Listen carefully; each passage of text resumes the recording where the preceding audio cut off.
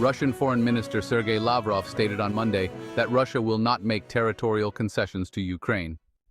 This firm position comes just before talks on Tuesday with U.S. officials in Saudi Arabia. Following a call with Russian President Vladimir Putin, President Trump announced that discussions would begin to try to end the war in Ukraine.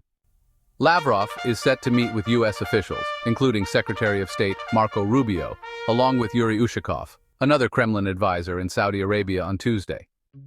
Lavrov emphasized that there will be no negotiations regarding territory, as Russian forces currently control about 20% of Ukraine. He criticized Ukraine's proposal to allow the U.S. access to minerals, questioning why Russia should concede anything.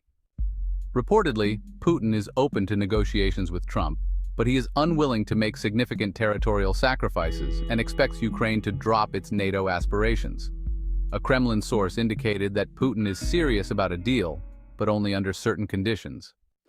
The discussions will focus on improving Russian-U.S. relations and exploring options to end the war.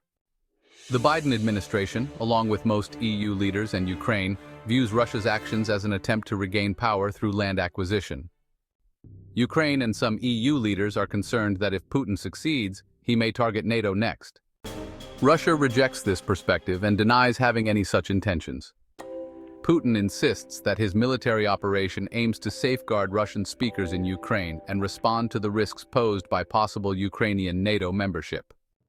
Last week, the United States surprised European leaders by saying that Ukraine should not expect to join NATO, that reverting to its pre-2014 borders is unrealistic, and that Europe would not be involved in discussions between Russia and Ukraine.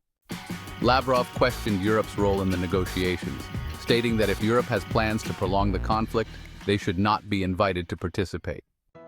British Prime Minister Keir Starmer expressed readiness to deploy peacekeeping troops in Ukraine, as European leaders are set to gather in Paris to discuss their role in achieving a ceasefire.